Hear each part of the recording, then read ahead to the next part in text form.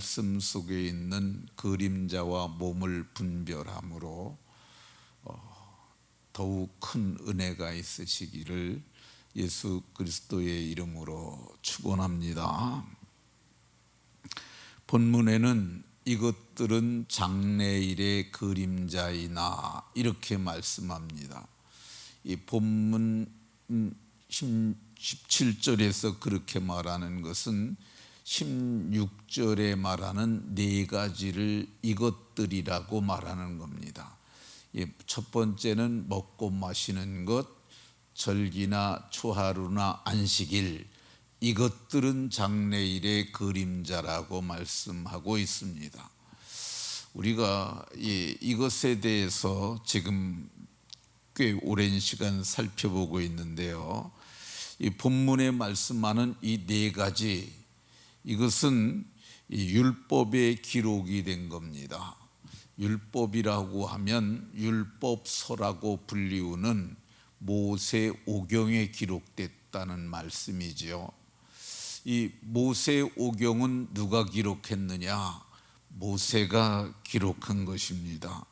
성경은 율법은 모세로 말미암아 주어진 것이요 은혜와 진리는 그리스도로 말미암은 것이라고 이렇게 말씀하고 있습니다.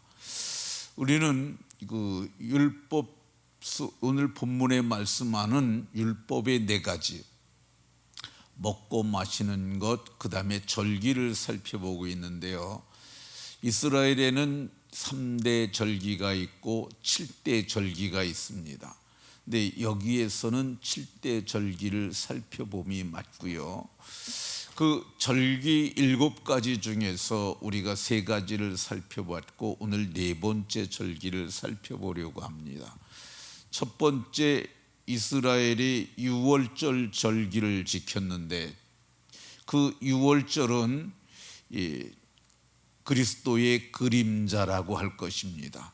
유월절이 그림자인데 실제 그러면 몸은 누구냐? 그건 몸은 그리스도인데 그리스도께서 유월절 어린 양으로 죽으실 것에 대한 예표, 곧 그림자라고 말할 것입니다. 두 번째, 무교절의 절기인데 이 무교절은 저들이 누룩 없는 떡을 먹는 그런 절기이죠. 근데 우리가 누룩 없는 떡, 부패하지 않는 그런 존재가 되게 하기 위하여 그리스도께서 유월절 양이 되신 그런 되시고, 그 다음에 그분께서 이제 무덤에 3일 계실 것을 예표하는 그림자 절기라고 할 것입니다. 세 번째는 초실절이죠. 초실절은 이스라엘 백성들이 애굽에서 나와가지고 농사하고 그들이 그 첫 번째 단을, 근데 첫 번째 단이 보리를 먼저 추수한다고 그래요. 보리를 추수하는 절기를 얘기를 하는데 그 초실절, 첫 열매가 누구냐? 그게 그림자고 실제는 초실절의 열매로 첫 열매가, 부활의 첫 열매가 되신 그리스도의 그림자다, 이렇게 말할 수 있습니다. 오늘은 그 다음 절기인 오순절을 살펴보는데요, 이 오순절은 뭐라고 부르냐 하면은 첫 번째는 오순절이라고 불러요. 이 오순절은 왜 오순절이냐?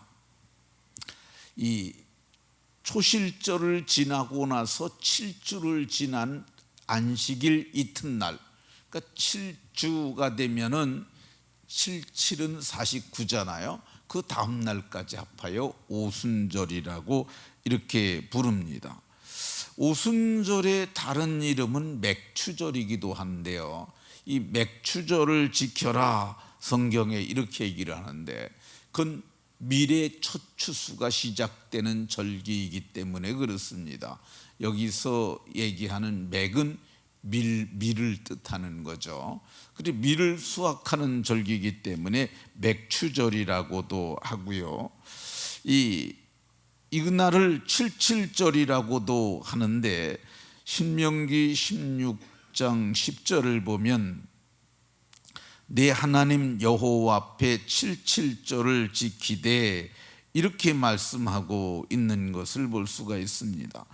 그 이유가 뭐냐면 너희가 요제로 곡식단을 가져온 날, 이건 초실절이고요, 곡식단을 가져온 날부터 세워서 7 안식일의 수요를 채우고 7 안식일 이튿날까지 해서 이거를 하기 때문에 77절이라고도 이렇게 부릅니다.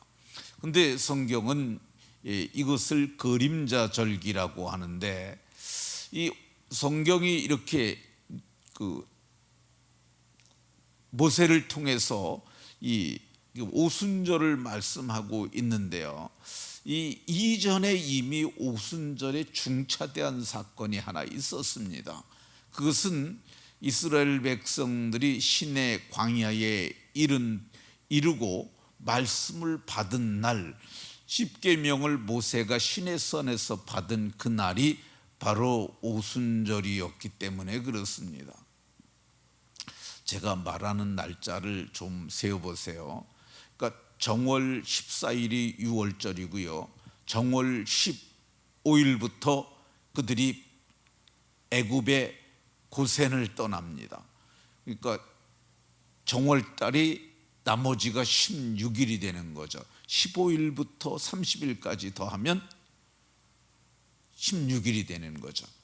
그 2월달 한 달을 더하면 그것이 46일이 되는 거죠. 여기까지 계산이 되죠. 그리고 저들이 마침내 3월 1일에 저들이 광야, 신의 광야에 이루게 된다고 성경이 말씀하고 있습니다. 우리말 성경에, 개역 성경에서는 이렇게 기록합니다. 이 애굽 땅을 떠난 지 3개월 되던 날, 이렇게 말씀하는데, 이 부분에 대해서 다른 역본들, 그러니까 권위 있는 역본입니다. 새 번역 성경에서는 셋째 달 초하룻날 이렇게 말씀하고 있어요.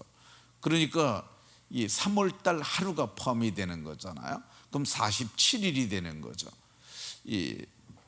그래서 그들이 시내 광야에 도착하고 하나님께서 3일을 기다리라고 얘기를 합니다. 셋째 날을 기다리게 하라. 거기 3일이 더 포함이 돼요. 그러면 50일이 되는 거죠. 그래서 그 첫 번째 오순절에 하나님께서 시내산에 강림하시고 시내산에서 그들에게 말씀을 주십니다. 이 사건이 얼마나 큰 사건이냐 하면은요, 제가 이제 구글 어스라고 하는 지도가 있어요. 그러니까 우리가 이제 내비게이션이 이렇게 돼 있는 것처럼, 요즘은 위성으로 볼 수 있는 그런 사진들이 인터넷 들어가면 얼마든지 볼 수 있어요. 제가 최근에 구글 지도를 들어가서 시내 광야를 이렇게 봤어요. 근데 보면은 그 시내산이라고 불리우는 그 산들, 그게 산이 하나가 아니에요. 보면 이게 호렙산, 시내산, 그런데 여호와께서 강림하신다고 하는 그 부분을 보면은 그러니까 구분응선, 팔분응선에서 그러니까 산의 10분의 2위 윗부분, 거기는 다 새까맣게 타 있어요. 나무도 없고 지금도 새까매요. 저는 그래서 거기가 하나님께서 강림하신 모습이 곳이 아니었을까 하는 생각이 드는데, 만약에 그게 근데 조금이 아니에요. 굉장히 광활한 지역이에요. 그러면 거기가 완전히 불덩어리였다라고 그러면 참 무서웠겠다는 생각이 듭니다. 근데 그때 하나님께서 강림하셨다고 이렇게 말씀하고 있습니다. 근데 이 날이 얼마나 대단합니까? 하나님께서 강림하시고, 이스라엘은 천둥 소리와 나팔로 강림하시니까 모두가 무서워서 떨었잖아요. 그런데 그 대단한 날을 성경은 오늘 바울 사도가 뭐라고 그래요? 이건 장래일의 그림자라고 얘기를 합니다. 그러면은 실체는 누구냐? 실체는 그리스도예요. 그러니까 몸은 그리스도라고 말씀하고 있잖아요. 그러면 이 그림자였던 오순절에 실체 대신 그리스도께서 무슨 일을 하셨느냐? 이 사도행전 2장에 보게 되면 오순절 날이 이름에 그들이 다 한 곳에 모였더니 호련히 하늘로부터 급하고 강한 바람 같은 소리가 있어 그들이 앉은 온 집에 가득하더니 이 각 사람 위에 불이 혀처럼 갈라지는 것들이 보여 하나씩 그 위에 있더니 그들이 다 성령의 충만함을 받고 성령의 말하게 하심을 따라 다른 방언으로 말하기 시작했다고 성경이 이렇게 말씀하고 있어요. 이거는 성령 강림 사건을 말하는 것이 아니냐? 맞습니다. 이건 성령의 사건이지 그리스도의 사건이 아니지 않느냐 이렇게 생각할 수 있는데 아닙니다. 이게 그리스도께서 하신 성령의 강림의 사건입니다. 성경 사도행전 2장 33절에 보면 베드로 사도가 모두가 성령을 받았어요. 근데 그들이 성령에 충만해서 각기 다른 나라의 방언으로 말하기를 시작하는 것을 보고 사람들이 술 챘다고 그러는 사람도 있고 미쳤다고 그러는 사람들이 있는데 베드로 사도가 이거 술 챈 거 아니다. 이거는 하나님이 오른손으로 예수를 높이심에 그가 약속하신 성령을 아버지께 받아서 너희가 보고 듣는 이것을 부어주신 것이라고 얘기를 하고 있어요. 그러니까 성령 강림의 주체는, 성령을 부어주신 주체는 누구냐? 예수님이라고 얘기를 하는 거예요. 하나님이 아들 예수를 높이시니까 그가 아버지께 성령을 받아서 너희가 보고 듣는 것을 너희에게 지금 부어주셨다고 이렇게 말씀하고 있습니다. 그러니까 오순절의 몸은 그리스도예요. 그리스도께서 저들에게 성령을 부어주셨어요. 그러니까 오늘 우리는 이 그림자 절기인 그림자를 지키는 것이 아니라 우리는 무엇을 지켜야 하느냐? 무엇을 구해야 하느냐? 성령을 구하여야 하고 성령을 받고 성능력을 받고 성령을 쫓아 행하고 성령의 열매를 맺는 그리스도인들이 다 되어야 할 줄로 믿으시기 바랍니다. 말씀을 마치도록 하겠습니다. 우리는 어두워져가는 마지막 한때를 살고 있습니다. 그리스도께서 언제 오셔도 우리는 성경과 다르지, 성경이 이루어졌다고 말할 수밖에 없는 상황에 살고 있습니다. 그러니까 우리가 마지막 한때 그림자를 따르는 자들이 아니라 성령을 쫓아 행하는 아름다운 하늘의 권속들이 다 되시길 예수 그리스도의 이름으로 축원합니다.